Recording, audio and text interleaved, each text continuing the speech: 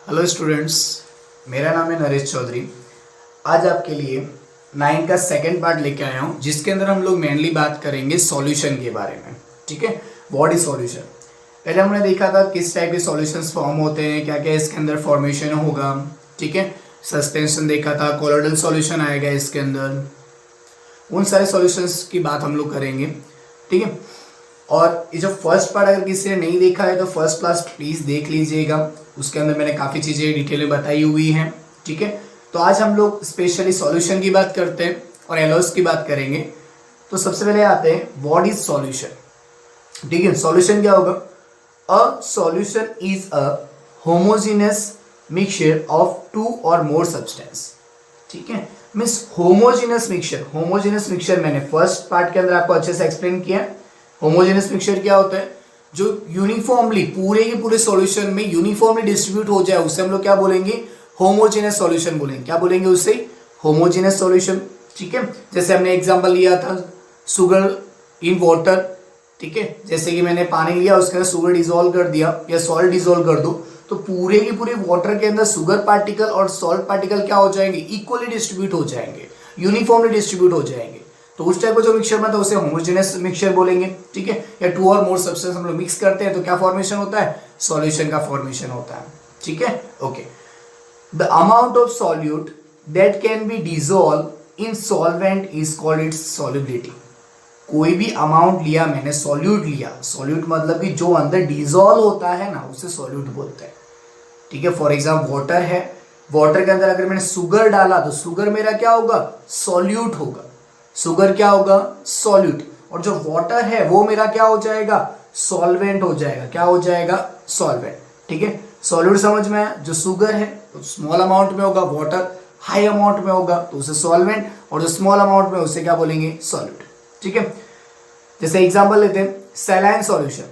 Saline solution मतलब जो नमक का पानी बनाते हैं उसे सैलाइन सॉल्यूशन बोलते हैं। ठीक है, अब नमक का जो पानी बनाया उसकी बात करते हैं हम लोग। ओके, अब देखो इसके अंदर सॉल्ट इज द सॉल्यूट। अभी मैंने बात किया जो स्मॉल क्वांटिटी में होगा, जो लेजर को अमाउंट में होगा, उसे हम लोग क्या बोलते हैं, सॉल्यूट बोलते हैं। जो लेजर अमाउंट में होगा उसे हम लोग क्या बोलेंगे, सॉल्यूट। और जो हाई अमाउंट में होगा उसे हम लोग क्या बोलेंगे, सॉल्वेंट। मीन्स सॉल्ट को वाटर के अंदर हमने मिक्स किया है और एक सॉल्यूशन बनाया है, उसे हमने क्या बोला, सैलाइन सॉल्यूशन बोला। ठीक है, मीन्स जो हम लोग अंदर मिक्स करते हैं, जो स्मॉल अमाउंट में होता है उसे हम लोग क्या बोलते हैं, सॉल्यूट बोलते हैं। और जो हाई अमाउंट में होता है उसे हम लोग क्या बोलते हैं, सॉल्वेंट बोलते हैं। ठीक है, ये सिंपल सी इक्वेशन लिखी है मैंने। सॉल्यूशन किस किस से मिलके बना होता है, solvent plus solute, solvent plus solute. ठीक है, देखो सॉल्वेंट क्या होगा, लार्जर इन अमाउंट होगा, क्लियर, मीन्स हाई अमाउंट में होगा। सॉल्यूट क्या होगा, लेजर इन अमाउंट होगा। ठीक है, आगे आएंगे वैसे समझ में आ जाएगा। समझ में आई बात इतनी। ठीक है, जो हाई अमाउंट में होगा उसे सॉल्वेंट, जो लो अमाउंट में होगा उसे सॉल्यूट बोलेंगे। ठीक है, एग्जांपल्स लेते हैं। Example solid in liquid, means solid है उसको मैंने लिक्विड में डाला, मिक्स किया, मीन्स सॉलिड और लिक्विड का एक सॉल्यूशन बनाया है मैंने। ठीक है, शुगर सॉल्यूशन। शुगर सॉल्यूशन में सॉलिड क्या होगा, शुगर, और वाटर क्या होगा, लिक्विड। ओके, तो देखो शुगर प्लस वाटर, तो बताओ शुगर का अमाउंट क्या होगा, उसके अंदर कम होगा तो उसे हमने क्या बोल दिया, सॉल्यूट। वाटर का अमाउंट क्या होगा, ज्यादा, तो उसे हमने क्या बोला, सॉल्वेंट। ऐसा तो नहीं हो लेंगे ना कि हमने 1 किलो शुगर ले लिया और खाली एक छोटा सा ग्लास अंदर वाटर डाला, ऐसा तो नहीं करते हैं। ठीक है, वाटर का अमाउंट हाई रखते हैं और शुगर का अमाउंट लो रखते हैं, जिससे कि अच्छा सा एक सॉल्यूशन बन जाए वाटर के साथ में। ठीक है, अब देखो आगे सॉलिड एंड लिक्विड, वही सेम, सॉलिड और लिक्विड का कॉम्बिनेशन देखना है हमें। ठीक है, अब देखो टिंचर ऑफ आयोडीन, ये याद रखना, एग्जाम में घुमा घुमा क्वेश्चन पूछ सकता है आपसे, और एग्जाम का पूरा पॉइंट ऑफ व्यू भी आपके सामने रख रहा हूं। टिंचर आयोडीन का फॉर्मेशन कैसे होता है उसको मैंने सिंपल कर दिया, आपकी बुक की एग्जाम्पल ही है, उसको मैं थोड़ा सा और इजी कर दिया, कुछ न्यू एग्जाम्पल्स भी मैंने ऐड किए इसमें। ठीक है, अब देखो एल्कोहल प्लस आयोडीन, एल्कोहल और आयोडीन को जब आप मिक्स करते हो तो जो सॉल्यूशन बनता है उसे हम लोग बोलते हैं टिंचर ऑफ आयोडीन। क्या बोलते हैं, टिंचर ऑफ आयोडीन। तो इसमें एल्कोहल सॉल्वेंट है, सॉल्वेंट है मतलब एल्कोहल क्या होगा, हाई अमाउंट में, और आयोडीन सॉल्यूट है, मीन्स आयोडीन क्या होगा इसमें, लो अमाउंट में होगा। अंडरस्टूड, समझ में आई बात, ठीक है, ओके।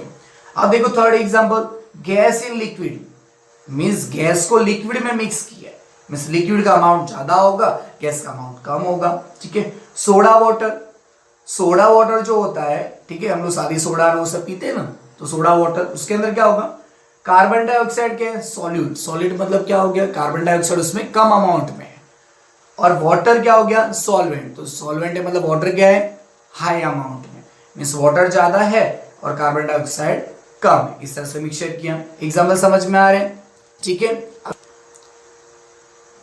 ओके। अब देखो इसमें gas in gas, means gas को मैंने किस में मिक्स किया है, गैस को गैस में ही मिक्स किया है, ठीक है, गैस को गैस में, मीन्स एयर का एग्जांपल ले सकते हैं, एयर के अंदर बहुत सारी अलग डिफरेंट टाइप की गैसेस मिक्स होती हैं, लेकिन हम लोग हायर अमाउंट में जो गैस है उसको हम लोग मेजर कर रहे हैं, ठीक है।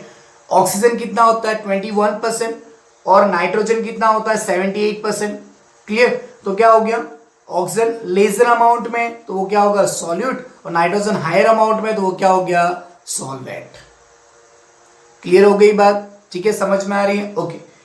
अब देखो प्रॉपर्टीज ऑफ अ सॉल्यूशन, किस सॉल्यूशन की प्रॉपर्टीज क्या होती है, किस तरह से हमें डिनोट करता है, वो चीज हमें देखनी है, तो देखते हैं। अ solution is a homogeneous mixture, solution कैसा होगा बेटा, होमोजेनियस मिक्सचर होगा। होमोजेनियस मिक्सचर का मतलब पता है, अगर किसी ने फर्स्ट पार्ट नहीं देखा तो फर्स्ट पार्ट में देख लीजिएगा, उसे होमोजेनियस मिक्सचर मैंने अच्छे से समझाया हुआ है, ठीक है। The particle of a solution are smaller than 1 nanometer in diameter, so they cannot be seen by naked eyes.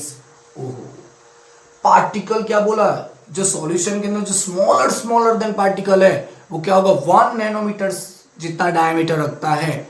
1 nanometre, 1 nanometre is equal to कितना होता है, 10 to the power -9 metre, 10 to the power -9 metre, clear, देखो 10 to the power -9 metre होता है, clear.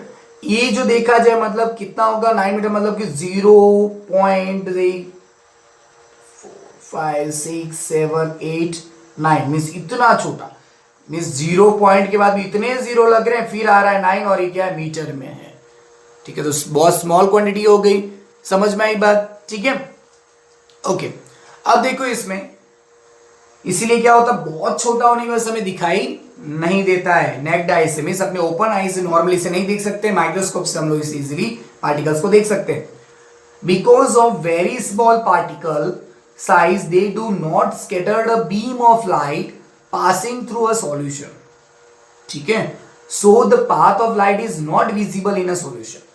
Okay, suppose करो यहां पे मैंने बीकर लिया, इस बीकर के अंदर मैंने एक सॉल्यूशन बना दिया, ठीक है। अब देखो सॉल्यूशन पूरा क्या हो जाता है, और यूनिफॉर्मली अंदर डिस्ट्रीब्यूट हो जाता है, क्लियर। अगर मैं यहां से कोई लाइट पास करूं, अगर मैं यहां से किसी लाइट को पास करूंगा तो लाइट क्या हो जाएगी, यहां पे स्कैटर्ड नहीं होगी। स्कैटर्ड मतलब क्या होता है, लाइट यहां पे बिखरेगी नहीं, कोई बैरियर बीच में नहीं आएगा लाइट के, क्यों, क्योंकि सारे के सारे पार्टिकल अंदर इजीली डिसॉल्व हो चुके हैं, और डिसॉल्व हो गए हैं अच्छे से, तो क्या होगा, पार्टिकल इतने छोटे हैं कि इस लाइट बीम को सीधा यहां से पास हो जाएगा।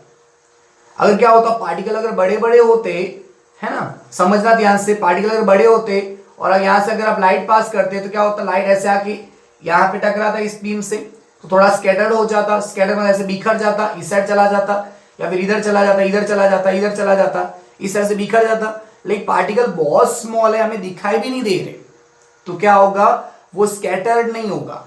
Do not scattered a beam of light, इसीलिए क्या, path of light is not visible, इसीलिए हमें लाइट का पाथ इजीली दिखाई नहीं देता है ना, समझ में आई बात। अगर कोई पार्टिकल लार्ज होता तो लाइट ऐसे जाके ऐसे जाता तो हमें पता चलता है कि लाइट यार कहीं स्कैटर्ड हो रही, कहीं बिखर रही, हमें उसका पाथ दिखाई देता। लेकिन नॉर्मल वे है, सीधा चला ही जा रहा है वो, तो हमें कुछ पता ही नहीं चलेगा कि इसका पाथ कौन सा है, समझ में आई, क्योंकि एकदम स्मॉल पार्टिकल है। ओके, ठीक है। The solute particle can not be separated from the mixture by the process of the filtration. ठीक है, बोलना सॉल्यूट पार्टिकल को हम लोग मिक्सचर है उसको फिल्ट्रेशन से फिल्टर करके अलग नहीं कर सकते, इजी है ना यार। ठीक है, आप क्या है कि बहुत प्यास लगी हमें, है ना, नींबू पानी बनाते हैं तो हमने लेमन जूस लिया, शुगर लिया, वाटर लिया, अच्छे से मिक्स कर दिया, अच्छा सा सॉल्यूशन बन गया। पूरा सॉल्यूशन क्या होगा, एकदम इक्वली टेस्टी होगा, सेम टेस्ट आएगा। अब क्या करो, उसे फिल्टर कर दो, फिल्टर करो, ऐसा होगा क्या, एकदम अच्छे से डिसॉल्व कर दिया, शुगर भी डिसॉल्व कर दिया, अच्छे से एकदम शेक करके एकदम इक्वल कर दिया आपने। अब उसे क्या कर रहे हो, फिल्टर कर रहे हो, तो क्या ऐसा होगा क्या, ऊपर शुगर रह जाएगा या लेमन जूस ऊपर रह जाएगा, ऐसा पॉसिबल है क्या, नहीं। इसीलिए क्या बोला, मिक्सचर को हम लोग फिल्ट्रेशन प्रोसेस से सेपरेट नहीं कर सकते, can not be separated. The solute particle do not settle down when left undisturb, that is a solution stable. अब आपने जूस बना दिया, उसको रख दिया आपने ग्लास में भर के, है ना, 10 घंटे रख दिया, 20 घंटे रख दिया, ऐसे पड़ा है वो, एकदम स्टेबल रख दिया आपने। क्या ऐसा होगा क्या कि वाटर अलग हो गया सर, हमने जैसे ही देखा ना सर, तो वाटर अलग हो गया और शुगर भी अलग हो गया और लेमन जूस अलग हो गया, ओहो तीनों लेयर अलग हो गए, ऐसा पॉसिबल है, नहीं है। क्योंकि होमोजीनियस मिक्सचर ऑलवेज कैसा होता है, स्टेबल होता है, एक बार जैसा फॉर्मेशन मिला वैसा फॉर्मेशन हमें मिलता है। Clear, okay. अब एक पॉइंट है उसकी बात करते हैं, एलोज are mixture of two or more metal और अ मेटल, मीन्स कोई एक या सेम मेटल ही हो सकता है या फिर मेटल और non metal, metal and non metal can not be separated into their component by physical method. ठीक है, एलोज ऐसे होते हैं, या तो मेटल से मिलके बना होगा, या मेटल या नॉन मेटल से कंबाइन होके बना होता है, या मतलब कि बहुत सारे मिक्सचर्स हो सकते हैं।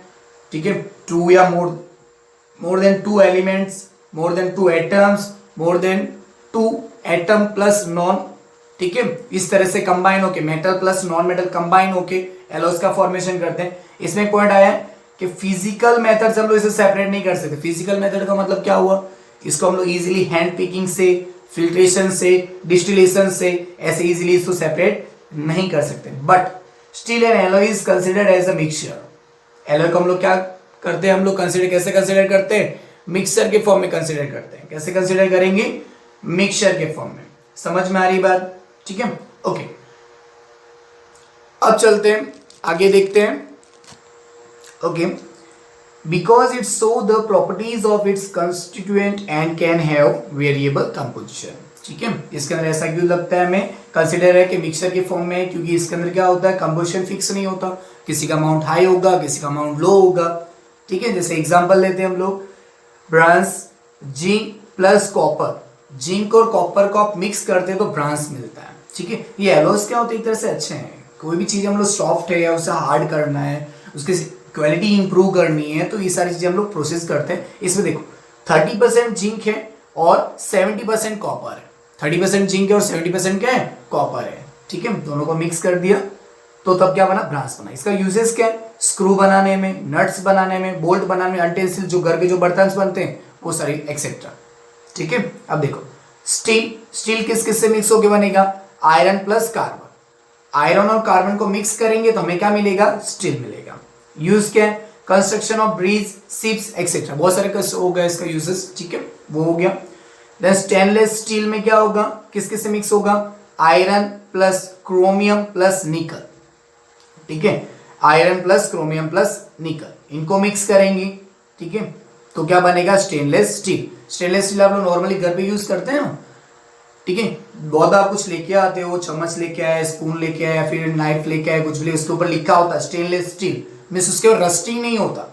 इजीली क्या नहीं हुआ, रस्टिंग नहीं होगा। इसलिए हम लोग क्या करते हैं, किचन वेयर्स में इसका ज्यादा यूज करते हैं। देखो सर्जिकल इंस्ट्रूमेंट्स, ऑपरेशन करते हैं, सर्जरी करते हैं, तब जो इंस्ट्रूमेंट यूज होते हैं उसमें क्या होता है, ब्लड लगता है, वाटर लगता है, बहुत बार अलग अलग लिक्विड उस पर यूज किया, तो भी क्या होता है, वो सेम एज इज रहता है, उसमें कोई रस्टिंग नहीं होता।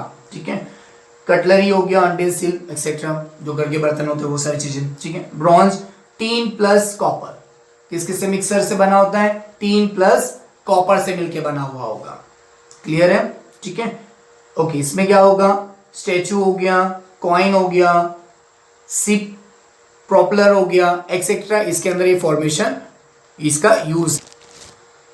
ओके, अब देखो आगे, duralumin, aluminium plus copper plus magnesium plus manganese, ठीक है। इन 4 कंपाउंड्स एलिमेंट्स को मिक्स करके फॉर्मेशन किया जाता है ड्यूरेलिमीन, ठीक है। अब देखो यूज क्या है, मेकिंग बॉडीज ऑफ एयरक्राफ्ट, जो एयरक्राफ्ट बनते हैं उनकी बॉडीज बनाने में इसका यूज होता है, ठीक है। एल्यूमिनियम को किससे डिनोट करते हैं, Al से, कॉपर को Cu से, मैग्नीशियम है क्या है मैग्नीशियम, तो क्या होगा Mg, और मैग्नीज है तो क्या होगा Mn। क्लियर है। इस तरह शॉर्ट फॉर्म में भी आप याद रख सकते हो। 3 को क्या लिखेंगे Sn, कॉपर क्या हो जाएगा Cu, ठीक है। आयरन क्या हो जाएगा Fe, क्रोमियम क्या हो गया Cr, निकल क्या हो गया Ni, क्लियर।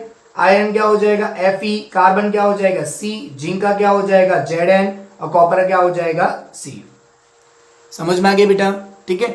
इस तरह से सिंपल एग्जांपल आपके सामने रिप्रेजेंट कर दिया। अभी बुक में एक ही एग्जांपल था, मैंने और भी एक्स्ट्रा एग्जांपल्स इसमें लिए हैं, ठीक है। अच्छे से कवर करो। Thank you, all the best.